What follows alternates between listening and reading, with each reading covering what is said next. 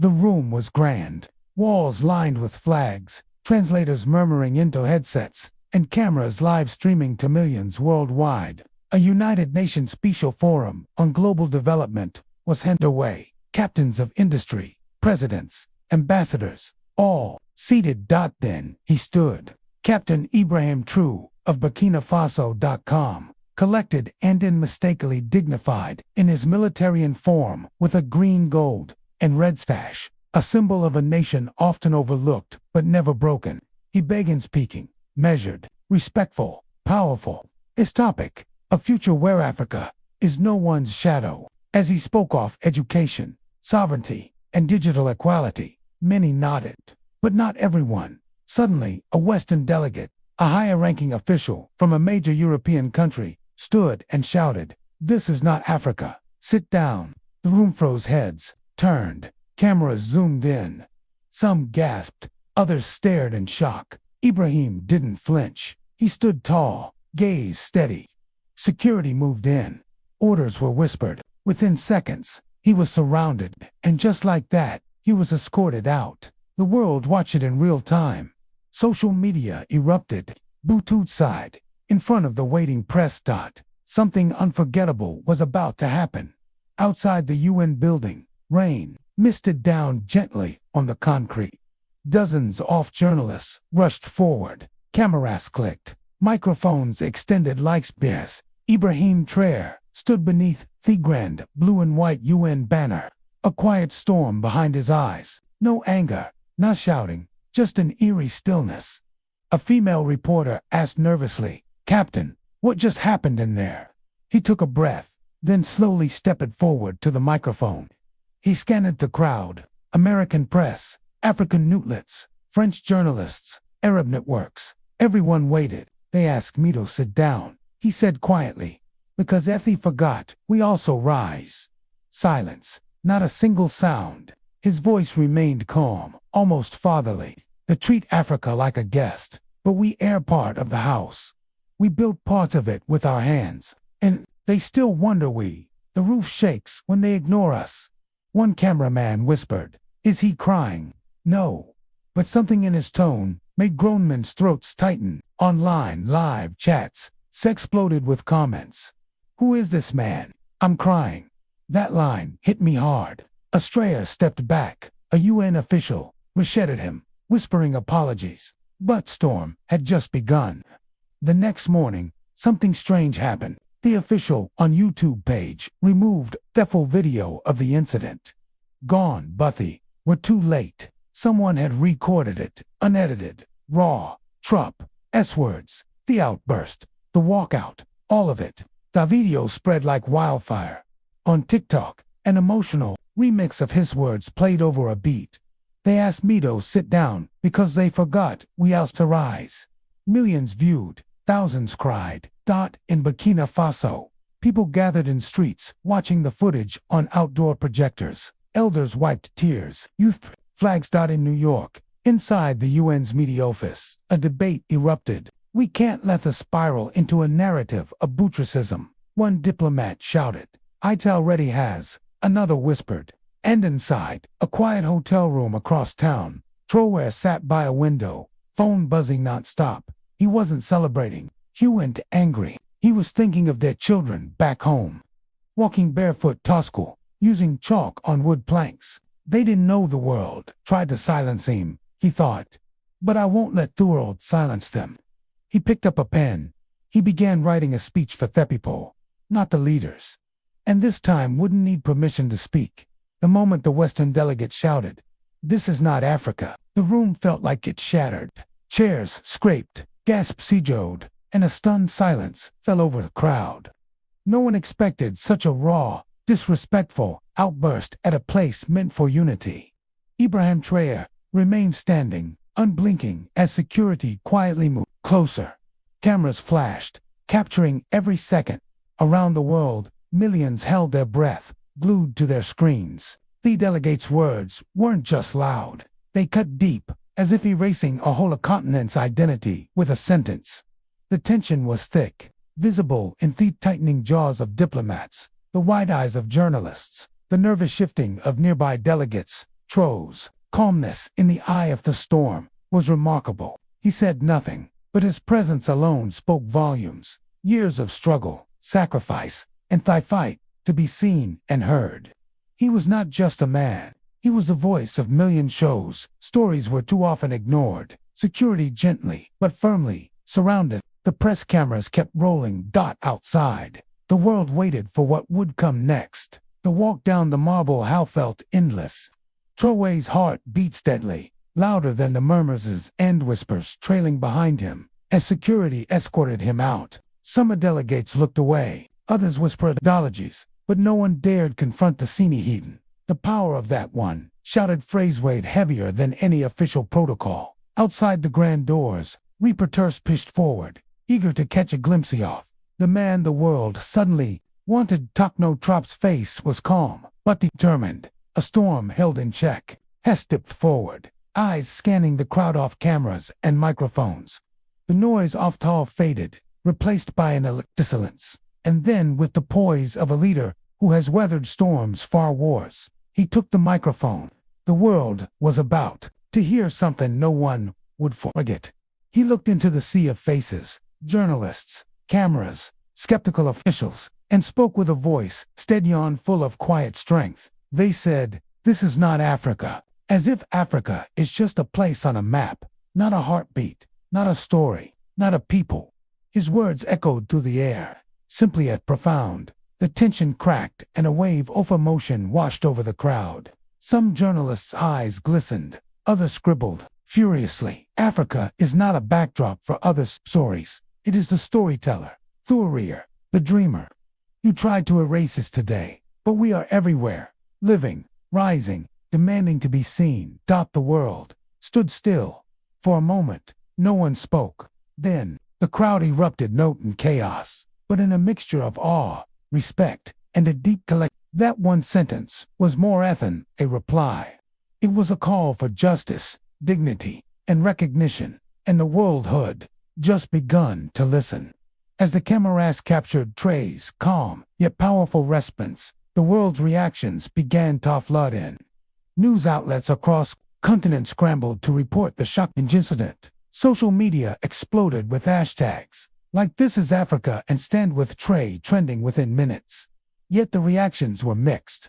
Some saw him as a hero, a beacon of courage, while stood up against disrespect and ignorance. Others called him defiant or controversial, twisting his words to fit their own narratives. In the grand halls of power, diplomats whispered behind closed doors. The stern delegate who shouted faced quiet reprimands, but the damage was done. Traoré had spoken a truth many feared. Voice. Back in Burkina Faso, the news sparked a wave of pride and emotion. Streets filled with people watching the clips, tears rolling down faces as they listened to a voice many had longed to hear on the world stage. Amid the chaos, Traoré's message was clear. Africa would no longer be sidelined or silenced. Days after the event, Traoré found himself isolated.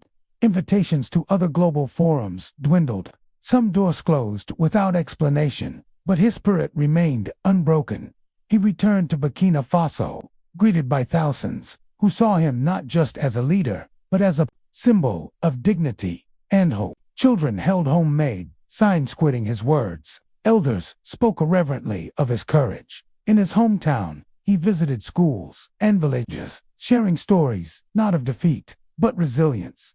He spoke about the power of identity, of knowing your worth, even when the world tries to deny it. His message transcended politics. It touched the hearts of people hungry for respect and recognition. Though excluded by some powerful circles, Traoré's voice grew louder where it mattered most, among his people. One evening, as the sun set over thirsty plains of Burkina Faso, Traoré sat quietly in his office. His phone buzzed endlessly with messages of support from across the globe. But what struck him most were the letters from ordinary people, farmers, students, mothers, thanking him for standing up. That night, he realized his words had ignited more than just headlines. They had sparked a movement from remote villages to bustling cities. Conversations changed. People dared to speak up to challenge old narratives. They began to believe in their own stories. The "This is not Africa" moment was no longer just a phrase. It was a rallying cry, a demand for respect, a declaration that Africa's story was theirs to tell. And with that, Traoré understood. His journey was far from over. Days passed after the incident, but the silence from powerful world leaders was deafening. No official statements, no invitations for dialogue. The halls of diplomacy seemed to close their doors on Ibrahim Traoré. Yet in that silence, something else grew. The voices of ordinary people around the world. Social media exploded with heartfelt messages, shared videos, and countless stories of struggle and hope. True knew that true change never comes from those who hold the power easily, but from the people who rise when their voices are finally heard. He spent long nights reflecting on thepris of truth. The isolation stung Budet, never broke him. In a quiet moment, looking at a worn photo of his ancestors, he whispered, "They survived worse than this. So will we." The world may have tried to hush him, but his spirit was louder than ever. Ready to spark the fire of a new beginning. News of Traoré's courage reached deep into Burkina Faso's villages, from dusty roads to crowded markets. Pia plegathered to hear his words. One evening, a radio broadcast aired a special message from Traoré himself, recorded from his modest office. His voice was soft but steady, filled with hope and resolve. He spoke of children who dream of schools with books, of farmers who yearn for fair markets, and of mothers who pray for peace. He reminded his people that their strength was not in weapons or wealth, but in unity, dignity, and belief. "It's not about being heard by Theward," he said. "It's about never forgetting who we are." Listeners wept quietly, inspired by the man who had faced the world and refused to bow. His message was clear. This waste-hire fight, to reclaim their story, to demand respect, and to build a future free from fear. Back at the United Nations, the ripple effects of that fateful day continued to stir. Behind closed doors, debates raged about what had transpired. Some called for reconciliation and respect, recognizing that ignoring Africa's voice was no longer an option. Others clung to old prejudices, unwilling to face uncomfortable truths. But outside those doors, young activists across continents, rallies and discussions inspired by Traoré's stand. They carried signs reading, "This is Africa, and our voices matter." The movement was growing, a storm born from one man's refusal to be silenced. And as the sun set over cities from Ouagadougou to New York, the world braced for a new chapter, one where the unheard would no longer be invisible. Just when it seemeth world might forget the moment, an unexpected voice rose in support of Traoré. Respected former diplomat from Europe, known for his work on human rights, publicly praised Traoré's courage. In an emotional speech at a press conference, he declared, "We have ignored Africa's voice for too long. Ibrahim Traoré reminded us all what dignity looks like." The statement sent ripples through the media. Headlines changed tone, focusing on respect and understanding. Traoré's name was now linked not only to autodefense, but to unity and hope. For many, this was a turning point, proof that change could come from surprising places. Back in Burkina Faso, the news brought smiles and tears. Traoré received countless messages of gratitude and encouragement. He felt the weight of responsibility grow heavier, but his heart was full. The fight was no longer his heart alone. It was a shared mission across borders. Despite the growing support, Traoré remained grounded, away from cameras and crowds. He spent hours walking through villages and fields, listening to people's stories. He met a young girl who dreamed of becoming a doctor, but her village had no clinic. He spoke with farmers struggling against drought and mothers worried about their children's future. Each story reminded him why he stood so firmly at the UN. Just about words or speeches. It was about lives. The quiet courage of these everyday heroes fueled his resolve. He often sat alone at night writing letters and speeches, not for the world, but for their children who deserved a better tomorrow. In those moments, the weight of leadership felt less like a burden and more like a promise to carry the voices of millions forward, no matter the cost. One chilly morning before the sun touched the horizon, Traoré stood on a hill overlooking his hometown. The world was still asleep, but his mind was wide awake, filled with questions, doubts, and hopes. Would the world truly listen this time? Would the story change? He thought of the delegate's words. "This is not Africa," and felt a surge of determination. That phrase would not define his countenance with the first light. Traoré made a silent vow to keep rising, keep speaking, and keep fighting for his people, for Hisham, for the future. The journey was far from over, but as dawn broke, so did a new chapter, one filled with courage, hope, and unyielding spirit. As the months passed, Ibrahim Traoré's message grew beyond speeches and headlines. It became a movement, not just in Africa, but around the world. People who had felt unseen, unheard, and dismissed began to speak up. But the world's powerful still hesitated. Behind the scenes, negotiations and debates took place, trying to contain ripple Traoré had caused. One evening, as he prepared to address a global youth summit, Traoré felt through of it all. The eyes, the hopes, the pain. He knew this moment could change everything. Before stepping on that stage, he looked into the mirror and whispered, "This is for every voice that was silenced, for every dream deferred." The cameras clicked on, the crowd fell silent, and the world held its breath. Taking the microphone, Traoré's voice was calm, but carried the strength of storms. "You said, this is not Africa. But Africa is not a place you can dismiss. Africa is the fire in our hearts, the roots beneath our feet, the song in our souls. We are not shadows, we are light, and light cannot be ignored." Tears filled eyes across continents. In that moment, the world didn't just listen. It felt. I understood the depth of history, through it of identity, and the fierce beauty of resilience. His words shattered old walls and built bridges of respect and hope. As the summit ended, the sun rose, casting golden light over a world that was waking up to a new reality. Messages of hope flooded in. Children and villages smiled. Inspired by a manwo, refused to be invisible. Leaders began to shift their views, realizing respect and equality were not just ideals. They were necessities. Traoré stood tall, not as a lone fighter, but as a symbol of a continent's heart.